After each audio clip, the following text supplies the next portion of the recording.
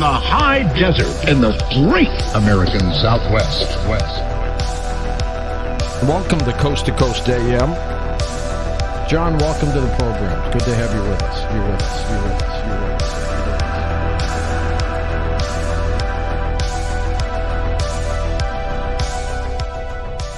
Welcome to Coast PM, the number one unofficial Coast to Coast AM podcast. This is a podcast where two brothers analyze the world's largest overnight paranormal radio show, Coast to Coast AM. My name is Paul, and I am the guy that listens to this inexplicable radio show here with my brother. Hey, it's Chris. I'm the Henry Kissinger to your Richard Nixon, except we didn't okay secret mission into Cambodia. Oh, I was hoping something like that would come up. Yeah, we got some historical ones coming up for a little bit. That's exciting. I cannot wait. Well, Chris, I got something for you today. You got something for me? I have an episode. Okay. And here's the thing. I normally introduce the show and what the topic's going to be. But today I wanted to do something a bit different. I wanted to have the late, great Art Bell introduce today's topic, if that's okay with you. Let's hear it. Good to be with you, everybody. I'm Art Bell, and we'll be here all night long. Nothing but ghost stories. The ground rules are simple. You tell the story, we'll listen. But it's got to be a real one. We're doing Ghost to Ghost, baby.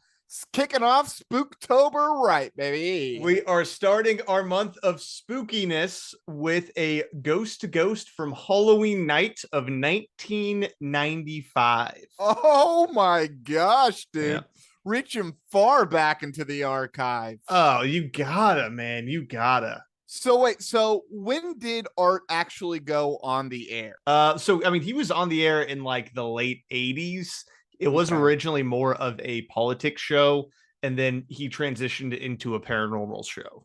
He was like, nobody was doing this. I believe it was specifically after the Oklahoma City bombing. A lot of people who were on the right didn't want to do radio about right-wing politics anymore. Right.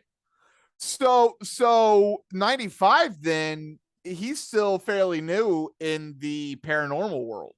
It's still newer for sure. He's still growing, and he actually talks about like new people that have picked up Coast to Coast in their region, right? So he wasn't as ubiquitous as he will become later, but he's still solid size at this point. All right, dude. This is going to be fun listening to some early 90s ghost stories. It's going to be great. And this is something that still happens to today now on Coast to Coast. Every Halloween, they do quote unquote Ghost to Ghost, which is where it's all caller ghost stories. Nowadays, they are more screens. People actually send in stories and then they'll call you and then you can tell your story. But this is back when there was no screener. Art just picked up the phone and then people told their story. Wow. So that's pretty cool that Georgie kept it up. Yeah, he's still doing it. He's not doing as much.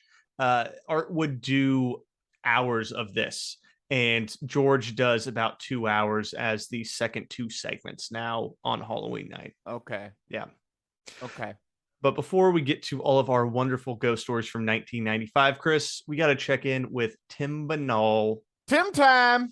With the Coast to Coast AM blog. And given that it's Spooktober, I thought we'd pick a spooky one for us to talk about. Well, it's going to be so much spook, baby. Let's go. So today's article, the headline, Thai couple credits ghosts for lottery win, serve them graveyard feasts in thanks. Dude, that is some like Southeast Asian shit though, dude. They still like give thanks to their ancestors. That's not really something we do a whole lot in the West. Maybe we should do that more. We really should. Maybe our lives would suck less if we... It would probably make us at least a little bit more communal, which is not too bad of a thing in the U.S. where we're such individualists. Yeah, make us all right. assholes. Let's hear about these ties, though. All right. So, believing that their visit to a graveyard led to a pair of lottery jackpots, a couple in Thailand thanked the spirits that reside there by returning to the site and providing them with a sizable feast. According to a local media report, the pair of lucky players were visiting a cemetery in the community of Nong Ri. back in July. Following their trip, they won the Thai lottery and suspected that their good fortune came by the way of ghosts at the graveyard. What a connection, dude. It was the ghost at the graveyard. Oh, it doesn't stop there, though. I kind there's of believe more? this story. So, Okay. in response, the couple held a barbecue honoring the spirits, and amazingly, they hit the jackpot again. Whoa! Back to back. Which brought their total winnings to a whopping $263,000 and led them to double down their show of appreciation. That's probably a lot of money in Thailand. That's dude. an enormous amount of money in Thailand. That's gotta be a huge sum of money in Thailand. $263,000, dude. I would be ecstatic. So they go to the graveyard, win the lottery, and are like, we're barbecuing food for you ghosts. And then they win the lottery immediately after that. And dude, they have honored their ancestors very well, dude. They are being bestowed gifts. It's so nice. So after the second lottery win, the couple returned to the graveyard and presided over a lavish dinner that was served to the spirits. The feast featured a sushi bar and Japanese food, which was actually prepared by a genuine chef and served by waiters to 10 tables that have been set up throughout the site. Wow, dude. That's balling out. They are balling out for ghosts. There's no one to even eat this dude. food. I would have eaten some of it. I hope they ate some of the sushi. I always wondered this: when food or animals were left as offerings to gods, did they just let it rot, or what happened? My assumption has always been that the priests were taking a little bit up off the top at least. Dude, someone puts down a tasty orange at the altar. When everyone leaves at night, you're like, that's mine. That's my orange. You're skimming. That's my orange now. That's priest's orange, dude. And I just imagine, dude, a fat goat, right? And you're like, I'm about to have a goat chop tonight, baby. I am feasting. So all told, the offering of thanks cost the lottery winners around $8,000. And they even followed up the grand meal by showing a movie so that the ghosts could have some after dinner entertainment. That's thoughtful. Dang. They went all out for these ghosts. Like, I almost hope that there were actually ghosts helping these people because they just had a baller night. I mean, they had a wonderful time, right? They didn't talk about booze, though, which is a little disappointing. They didn't, but who knows? So while the spirits, of course, did not partake in the food that we know of, we don't know how. That we know we of. don't know how ghosts. It went to the spirit realm. Thank you very much, Tim Banal. Yeah. One imagines that they appreciated the gesture and just might provide the couple with even more good fortune going forward. So here's the thing. This is why I believe this. When me and my wife were in Savannah, Chris, and I think I told you about this, I was walking around all the graveyards. Then when we sit down to lunch, I'm like, ghosts of Savannah, please send us a sign. Please give me some kind of sign. And I was being very respectful, and I was looking at all the graves, and I was thinking about all the people, and I was like, if someone's here, show me a sign. We walked next to a graveyard where there's a place to get lunch. My wife orders a oyster po' boy. She bites into it. In her first bite, she found a pearl, Chris. A pearl? A pearl was in her po' boy. A pearl in the po' boy. Yes, it was in the oyster po' boy. That sounds like a children's Cajun book. It could make a great children's book. The pearl and the po' boy. So I think that was ghosts. I asked them for a sign, and they gave us a pearl. They gave you an awesome sign. That's got to be pretty rare. It's a 1 in 10,000 chance. I looked it up. That's incredible. Yep, that's incredible. So is that just having a pearl in an oyster that you eat, or is that specifically having it in a fried oyster po' boy? It's in an oyster that you eat. I don't think they had data specifically on the odds of an oyster po' boy. Yeah. If anything, I think it would be less because I think you're using worse oysters. Right. For that. Definitely. These are garbage oysters. Mm-hmm. I still eat it. And I love it. But I realize they probably are the trash of the oyster family. They likely are. Well, all right. So let's get the ghost to ghost. That was Tim Banal. We're done with him. Spooky. We need to honor our ancestors more in the West. Let's get to ghost to ghost. Ghost to ghost. So all call in ghost stories today. The clips for today are a bit longer, Chris. because they are much more difficult. They got to tell their learn. stories. And I want to make sure to tell their stories. I try to keep them under a minute. Usually this is more under like 2 minutes. But before we jump in, Chris, it's 1995. Internet's barely a thing. Right. Bill Clinton's president. What else is happening? He's rocking this on AM radio. AM radio. He is on AM radio. I don't know how many of our listeners have actually attempted to listen to AM radio. It's garbage. It's trash. The reception is terrible. That's what everyone was listening to, dude. FM radio, still kind of new. And just remember, as we're listening to these clips, this is a recording of AM radio from 1995, so it's not the highest quality. Be but kind. we're doing what we can. Be kind. Be kind. All right, so first off, our first caller, Chris, saw a ghost hitchhiker on the road with his buddies, which we've talked about these before back on our High Strangest in the Desert episode. Never pick up a hitchhiker. We love hitchhiker ghosts, dude. Let's go. 20% of the time, they're ghosts. A couple of my high school buddies decided we were going to go to this place that was reputed to be a haunted house. We went up there and went inside and was messing around, you know, just goofing off, doing typical high school guy things. You need not describe them, I recall. Got pretty bored with that, didn't see anything interesting, so we decided to leave. We started down the road and it just got real foggy. Well, while we're going down through there, got to going and talking about people that pick up hitchhikers, and the next thing you know, they'll turn over, be talking to them, turn around, and they won't be there in the car.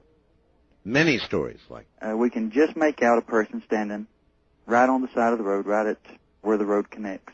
a hitchhiker. And he's got his thumb out. Well, we're talking to each other, and I said, you know, why don't we just stop and pick the guy up? And they're like, no, man, don't do it, you know, because we've just been talking about picking up hitchhikers. That's right.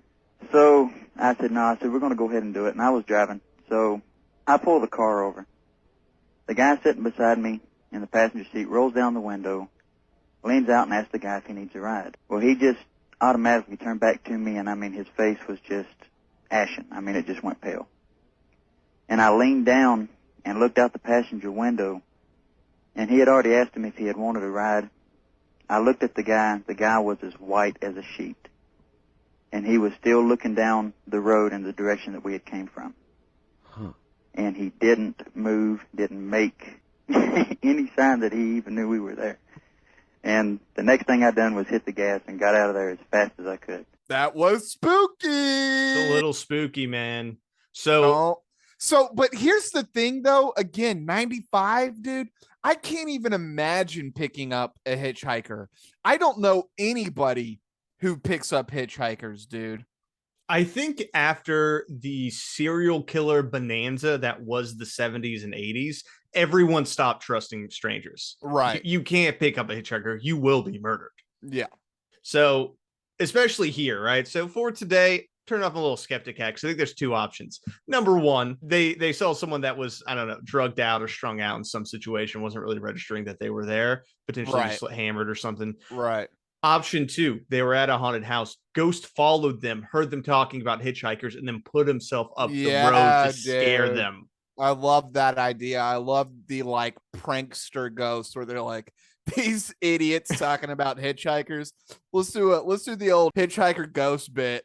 It's a good bit. And, you know, that's Good why, once again, don't pick up hitchhikers. All right. Good ghost story. Good ghost story. Love a good Southern ghost story, dude. Mm-hmm. We're going to get a couple of those today. We'll also get some faxes as well. Yeah.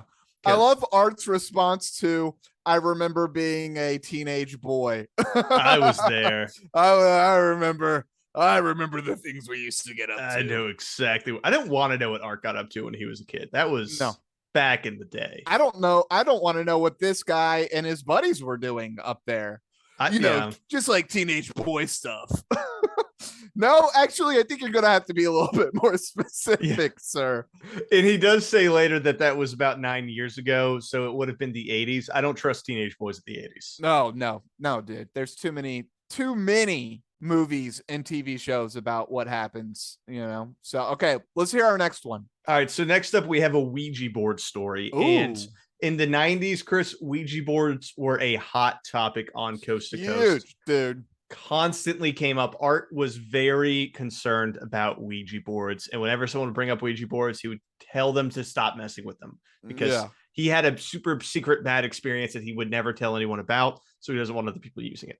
Wow. Now, Let's this go. particular guy I was going to say, had a I Ouija want to hear board. this one. with his brother, so let's see what happened. It was probably about 20 years ago.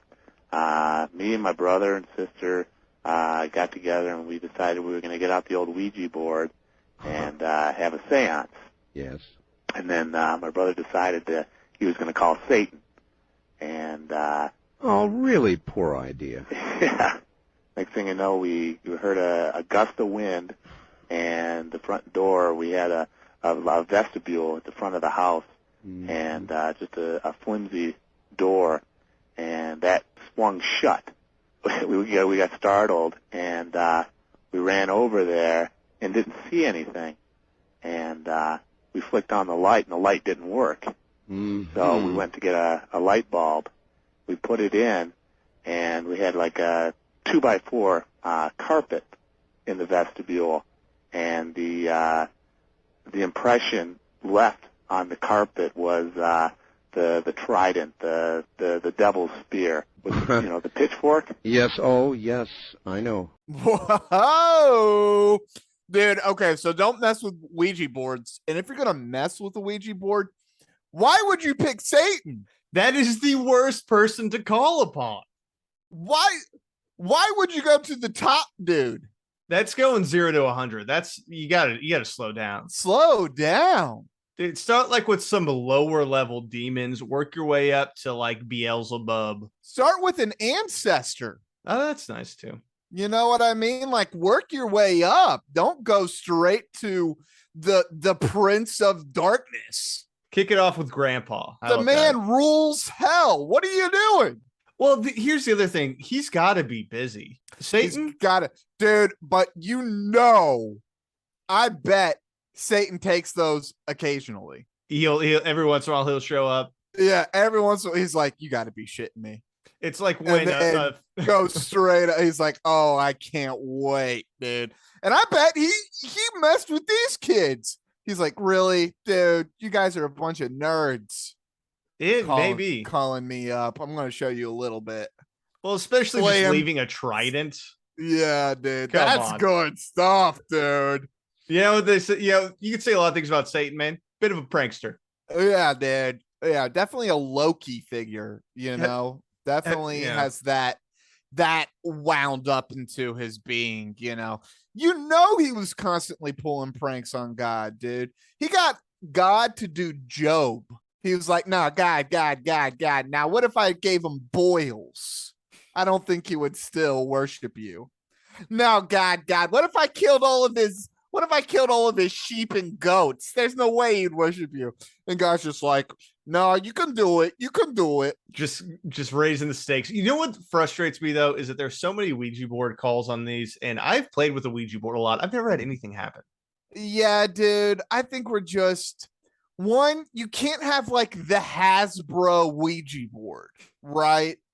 That can't work. You can't have a mass-produced Ouija board. You need it to be made out of like the 300-year-old oak wood from a ship that crashed. You need to chop down and the hanging everyone- tree in Salem. Yeah, everyone drowned. So like the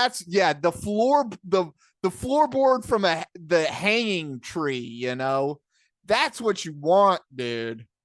That might be my problem. I've also heard that if you make your own Ouija board on a mirror, that the mirror like makes it super powerful. That's the thing that people say. There's a lot of weird stuff about mirrors, dude. Mhm. I don't trust mirrors. I won't put a mirror in my house. You have no mirrors in your house. Not one mirror. Not a single one. They are a portal to the other side, some That's say. right. And for October, I believe those people. Rest of the year, I right don't. now, if it's ever open, it's most clearly open during this month. Well, speaking of openings, Chris, we have another story, and this one's about a ghost lady on the side of the road. So kind of another hitchhiker. kind of a bit of a hitchhiker story. This one's a little different. This road is specifically a road where a lot of accidents happen in California. It's a very curvy kind of mountainy road that he's talking about here. This story happened in 1951. It was given to me by my father, and it happened to his cousin. One night, he was heading home to San Jose, heading north. Sure. And while he was going up there, he saw this, beautiful young-looking lady on the side of the road and walking really slowly.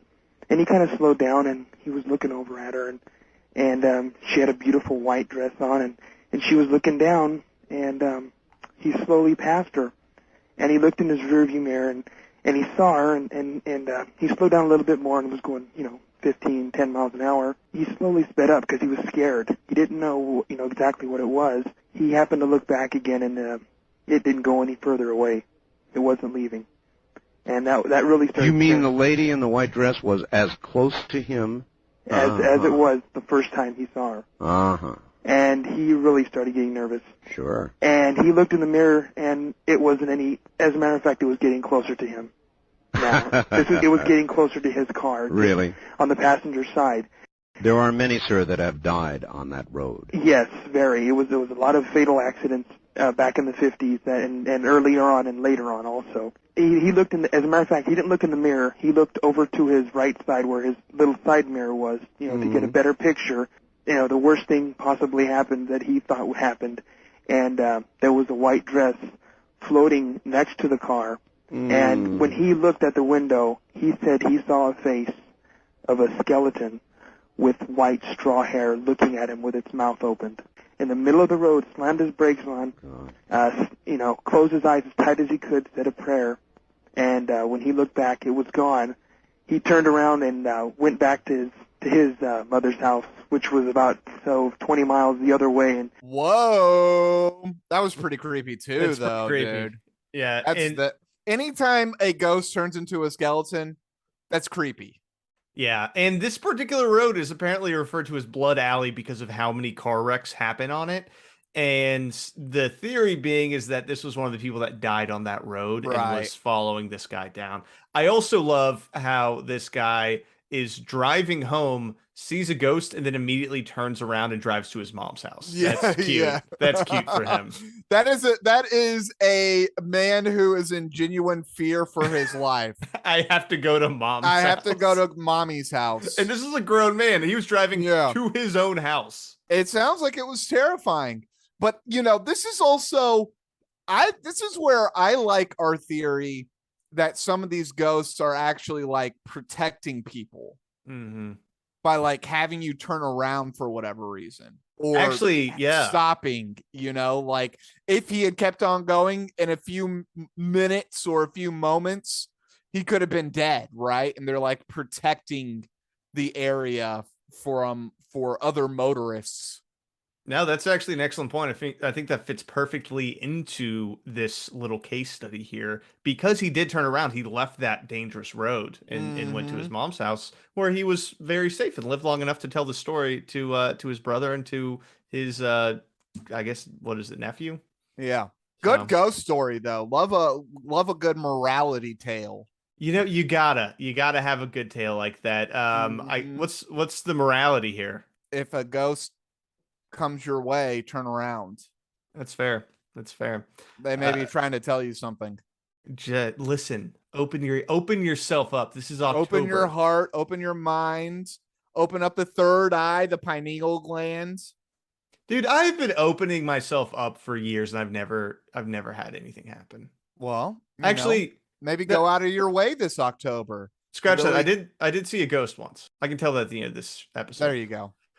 So next up, we got another Ouija board story because we were stuck on Ouija boards for a while. Well, we've already made this comment, right? We haven't talked about it in a while, but every once in a while, the Coast to Coast AM callers get stuck on something. Mass consciousness. Everyone is fixated.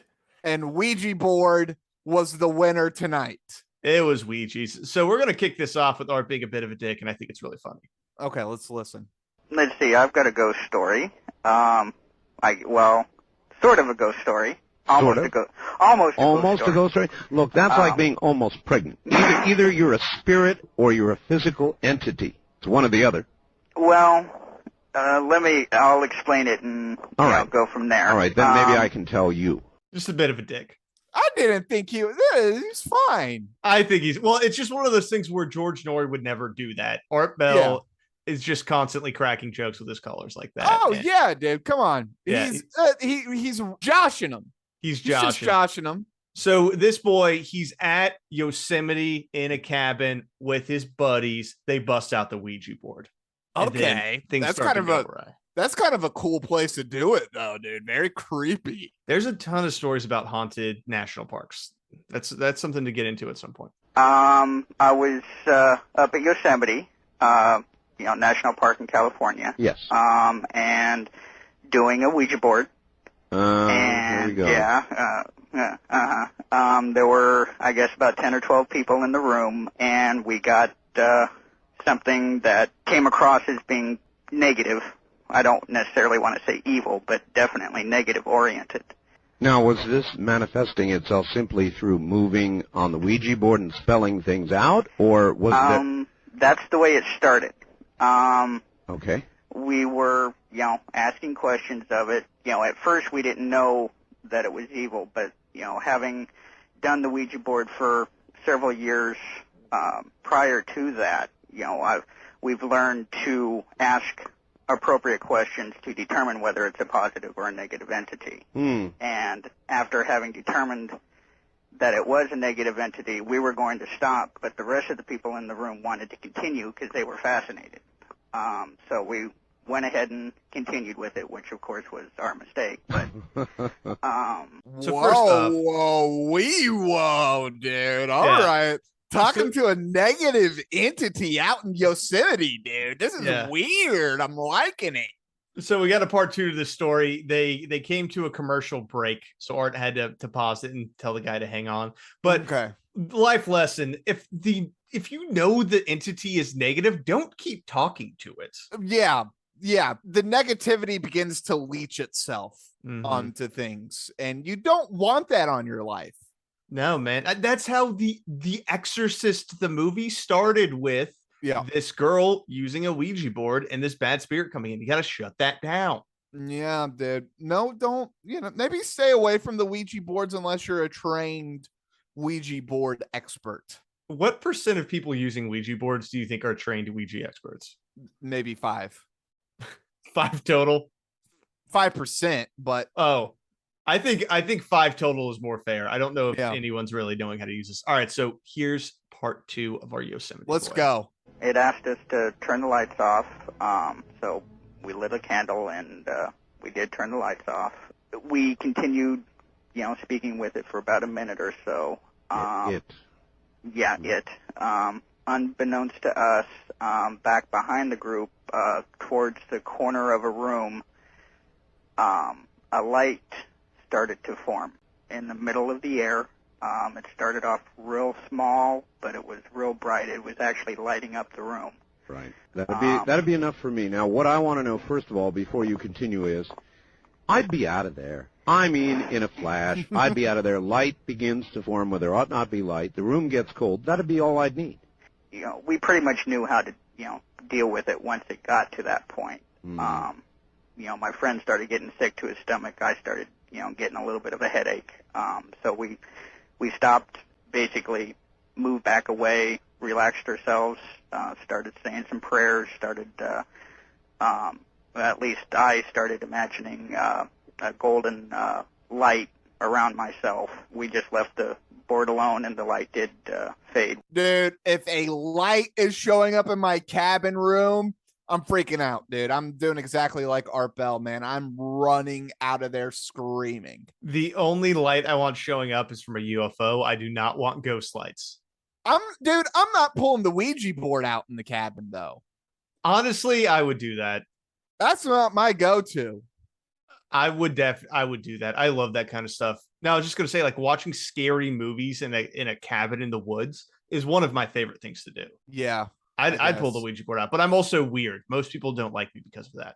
Yeah, man. This is not something that I'm going to be doing or doing with my friends. Did you ever go to a graveyard and pull out a Ouija board? Have you ever done that? Hell no. I did that back in the day.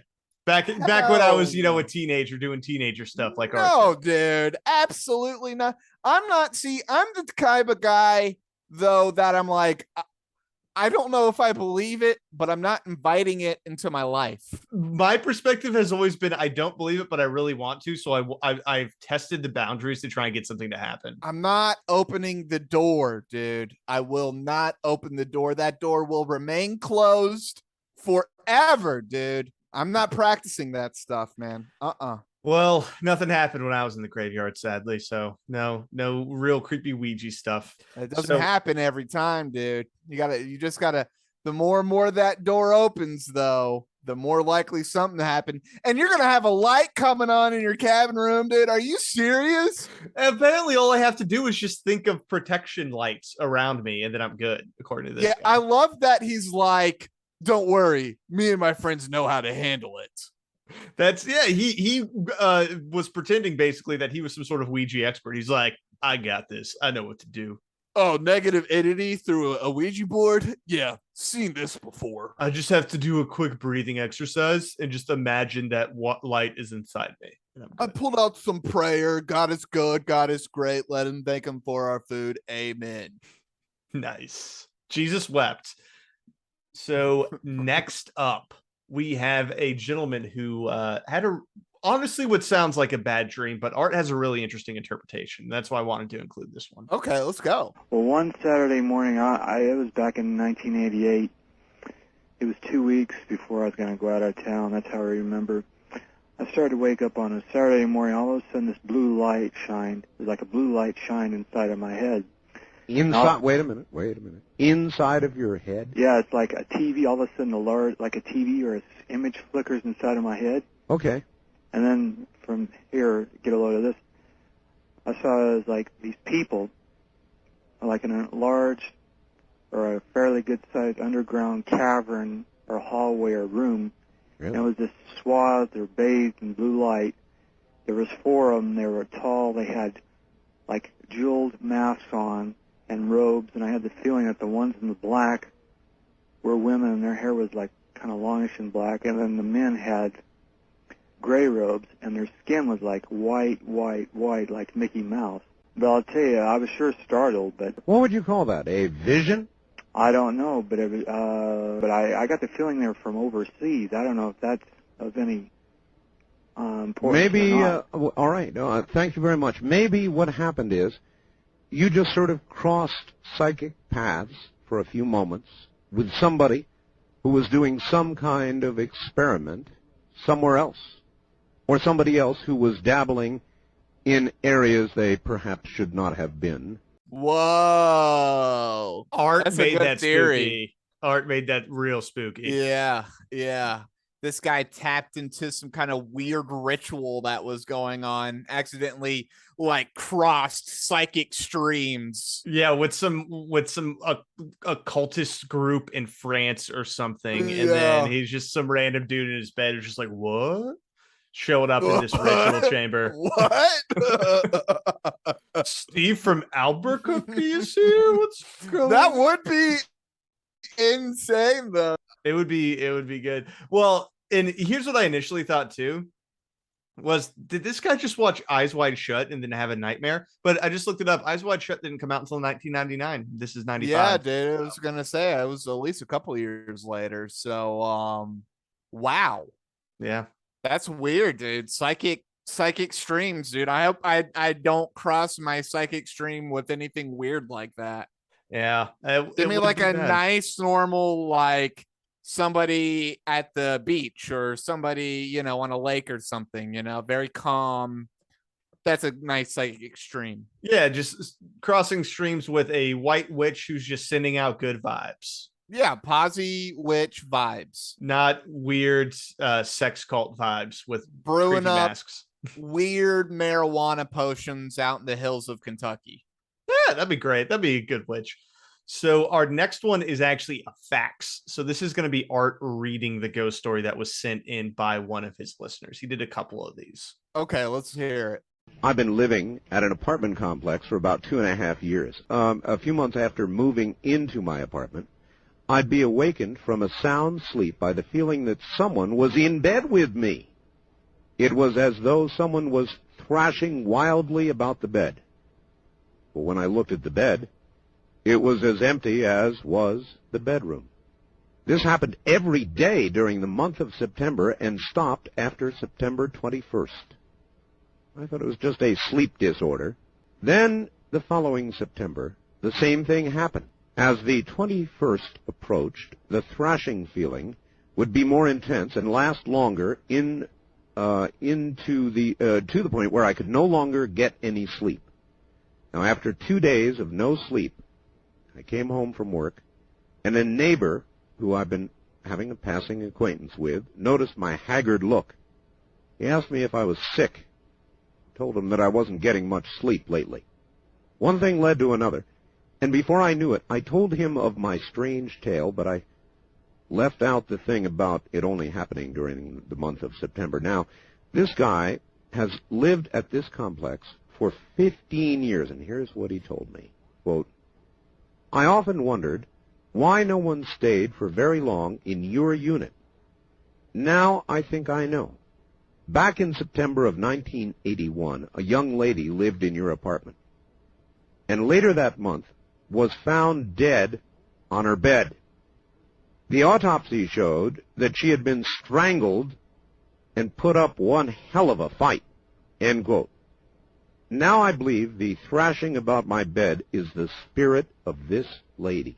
That's a spooky one. Whoa. That's a spooky one, dude. Dude, and it's always like when it's terrifying and kind of violent, that's always worse.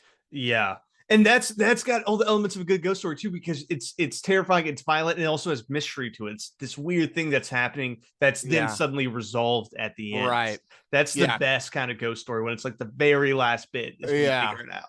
Classic, dude. Yeah. That's a great, you're so right. Classic ghost storytelling, man. That's so awesome. And it's nice to have Art narrating it. He does such a good job. He's good at what he does. He's good. Yeah. The man was made for radio. R.I.P. Art Bell. Is this kind of, I feel like this is extra spooky because we're listening to a guy who has passed away. Right. Talk about ghost stories. Right. It's crazy. There's layers of spook to There's this. a lot of spook to it, dude. 95. A lot of these people who are telling these stories may be dead. That's very true. This was 20 years ago, basically. Spooky. 25. Wait, no, this is almost 30 years ago. I know. Oh my God. Some of these people are dead, dude. No doubt. Wow. You ever forget? I always forget that we keep getting further away, and I need to adjust how far away I think the 90s are. Make those necessary adjustments. While you're doing that, play me another ghost story. All right. This one's a 100-year-old ghost story, Chris. 100 years old. Can't wait. Austin, Texas. Austin, welcome. Yes, I'm calling about a story that if my family finds out I'm telling this, I'm going to be in big trouble, but it occurred in Louisiana about 100 years ago, and it's still occurring to this day. I had an aunt and uncle that lived 100 years ago, several generations removed, and they were recently married, and my aunt died shortly after the marriage, and the uncle was completely devastated. And when he was going to bury his wife, he had the coffin ordered from New Orleans. He wanted a special coffin. He wanted a glass coffin. He was told that it would take 6 months for the coffin to be ordered. He waited for the coffin to come up to Shreveport, up to his area, and he would keep the corpse upstairs in his house in the bedroom. And according to the servants at the house, he would kiss the corpse every night before he would go to bed. Oh, boy. The servant said that, he would order them to take the corpse out every day and air the corpse out in a wheelbarrow, and for 6 months. And he had a Ouija board, as you were talking about earlier. Yes. A Ouija board. The servant said he would talk to the corpse every night, and apparently this was a jealous ghost. And the servants were horrified. They would not clean this room. They said that candles wouldn't light when they went up there. There was cold air. The candles would blow out. They could hear low-level whispers, and they said objects would fall from the room. And at night, they would, after a while, after a certain point, they would hear conversations between my uncle and some other voice. Some other voice, the corpse, I presume. Oh, my. Pretty spooky. Holy cow, dude.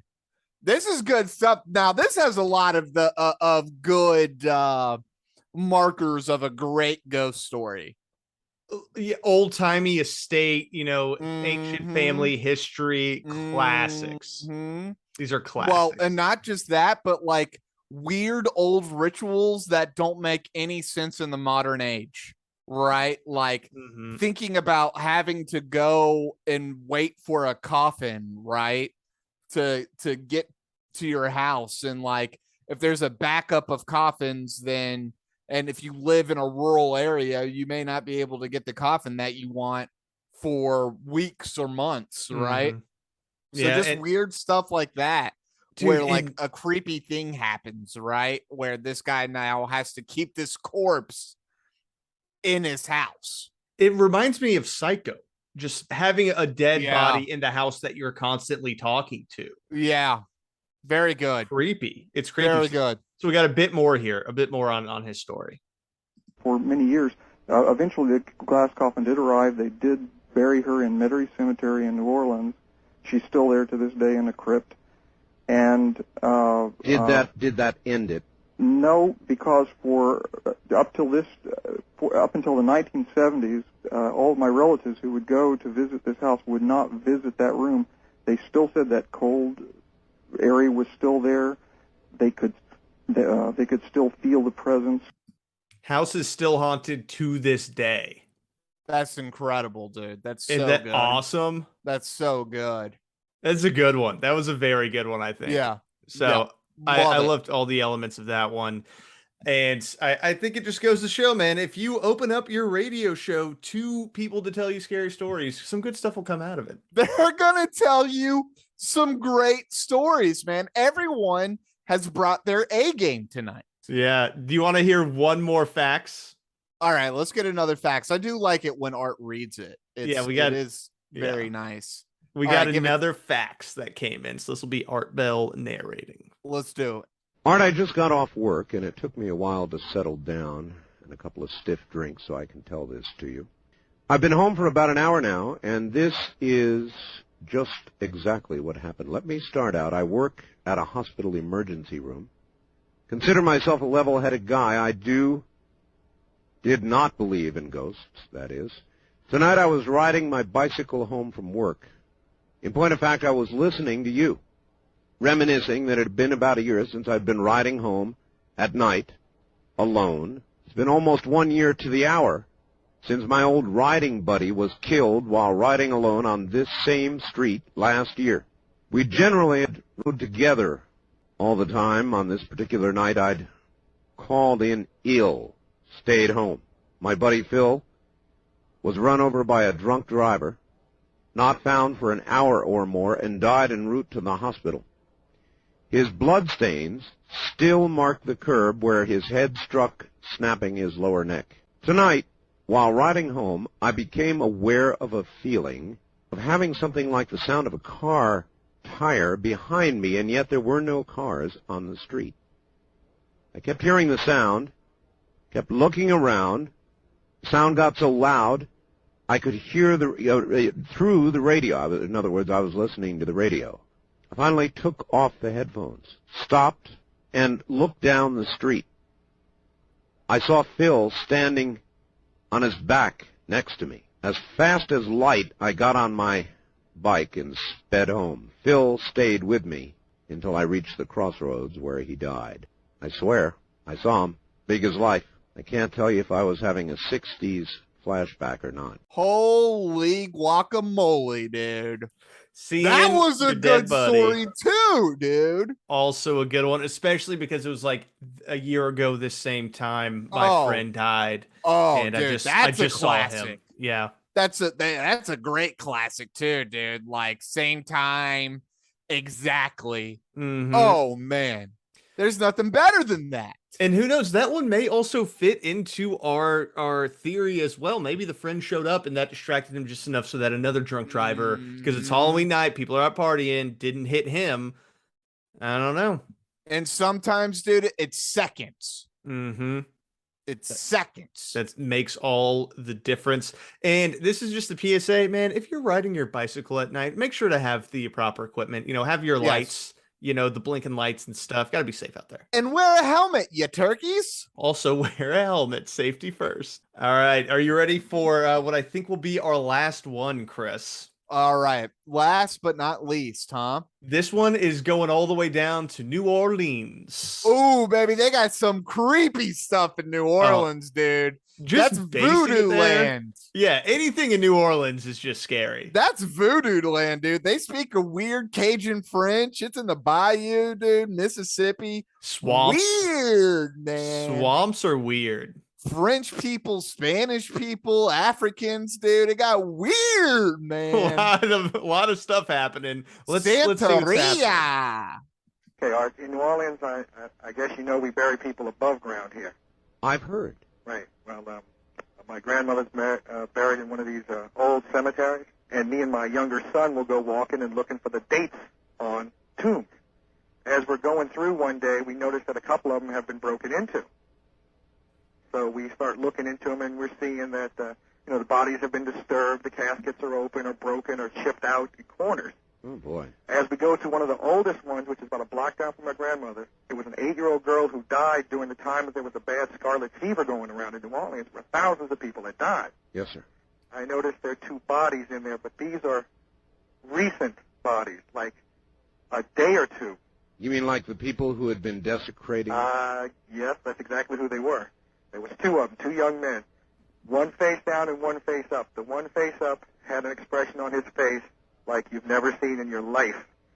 I ran and told the keepers of the ground, and they called the police, and the police came and everything. And 2 weeks later, I had called to ask, what had happened to the guys. And he said, as far as I can tell, both guys had died of heart attacks. And the one who I saw, I'm sure, died of fright. And he said the coffin where the little girl had been in was, of course, opened. It was a metal coffin at the time. And they said they guessed they were robbing it at the time, and something happened that scared them to death. Oh, well, thank you for sharing that with us. And no, I really do mean that. Thank you. But that is a scary story. Yeah, it was. It still bothers me once in a while. We can only imagine what they saw. I know what they saw. The little girl took her revenge when they tried to break into her coffin. Revenge from the other side. Dang, dude. And scared them of fright, man. That's why you don't start digging around in people's coffins. Nope. Then that's exactly what I'm talking about, dude. Those people didn't respect it, man. You know what I mean? Again, like I said, I don't know if I believe all this stuff, but I respect it. But you don't. Because you ain't gonna catch me dying of fright, dude. It's rule number 1. Just don't be an asshole. You ain't gonna punk me out like that, dude. Because there's probably a lot of like doo-doo involved with a fright death. A lot of pee and doo-doo. A lot of doo-doo. People just pooping themselves? Is that what you're saying? Straight up pooping themselves from fright. It's hard out there, man. You gotta be careful with the ghosts. Well, I think that will wrap up our Ghost to Ghost episode, Chris. What'd you think about it? How'd you like it? What a way to kick off Spooktober. I loved it. Every story was gold, dude. Everyone did such a good job. We got we probably didn't get all of them, but we got many of the classic ghost story tropes. Mm-hmm. Right?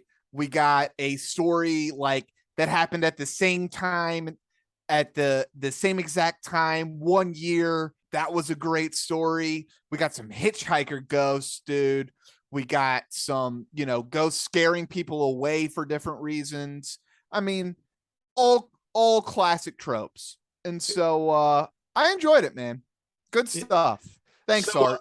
1 to 5 spooky skeletons. What do you give Ghost to Ghost of 1995? 95, dude, had to be a pretty primo year. I mean, I feel like we got a lot of great content out of 1995 Ghost to Ghost. So thank you, Art, for giving that to us. If you're listening from the grave, hopefully you're smiling. How many skeletons, though? How many skeletons? Oh, I don't know. I'm saying like 4 skeletons, dude. Four skeletons?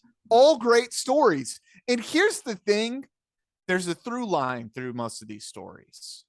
And so if it's a collective psychosis, then I'm almost a little sad that I'm not a part of the psychosis. Yeah. But you are, Paul, so you have a ghost story yourself to tell us. I do. So this one happened a couple years back, and Chris, our mom gave me a small engineering box that belonged to our great grandfather, right? So and I didn't know our great grandfather's name, but she gave me this box, and I set it at the foot of my bed, and then I'm asleep one night, and like at 3 a.m. I wake up and I see the figure of a woman standing at the foot of my bed. Like long brown hair, like standing there. And then I like literally jumped under the covers. I thought it was terrifying. And then I was in my head, I just thought like, who are you? And then in my head, I heard the name Elizabeth. Okay. Right. So then I'm freaking out. And then I immediately think, oh my God, is this a ghost that's somehow related to this box that my mom gave me? That's this like antique family heirloom. And I also realized I don't know the people's names who this belonged to. So maybe it's the guy's wife or something. So I look it up in that book that we have of our like genealogy. Wasn't the name. I go to a doctor. It turns out I just hadn't been sleeping very well. And once I started sleeping again, I didn't see weird things at night. So it is a thing that happens when you are sleep deprived. You had a hallucination. I had a hallucination because I was sleeping so poorly. Dude, what if the name would have been Elizabeth? That would have been good. That would have been good. I had myself convinced that it was our ancestor, and then my doctor's like, "No, this is a thing that happens to people who don't sleep. You need to sleep." The long brown hair was a pretty good giveaway. Was it curly? It was curly. Straight? It was curly hair. Dude. Yeah, it could have totally been one. It could have been one. It wasn't That would have been so good. Yeah, that would have been so good. Sometimes I think about lying about that story and just changing the. It wasn't that I was sleep deprived. Change the story and let's get you on Ghost to Ghost this year with George Norrie. I should call in. Tell that story, but just change the ending. That Elizabeth was his wife. Yeah, and she was there with the and somehow died tragically or something. The box fell on her head. I don't know. Yeah. Let's figure No. It would have to be something sweeter than that. We'll workshop it. We'll workshop it. Well, Chris, I'm also going to give it 4 skeletons. I thought it was a ton of fun. This is classic 1995 radio. You don't get it like this anymore. And you know, the late great Art Bell, man, he crushed it. He was good at what he did. Everyone was solid gold. That's very impressive.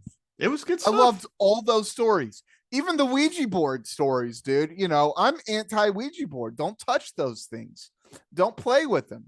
This is not a thing to be played with, even if it's mass produced. It's Hasbro makes it. You can buy it at Walmart next to Monopoly. Yeah. You're probably not going to open up a portal, but you might open up a portal. That key might work. Don't turn it. I have the Hasbro Ouija board. I haven't pulled it out. No one will do it with me. Yeah. They're smart. Those are smart people. One day I'll see a real ghost and not just hallucinate, but we'll see.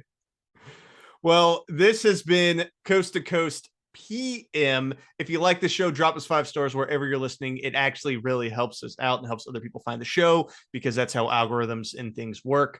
If you like us, share it with a friend as well. You know, sharing is caring, dude. Have some in-person relationships. And I think that's all we got, Chris. So we'll see you next week for our continuation of Spooktober. All conspiracy all the time. Later.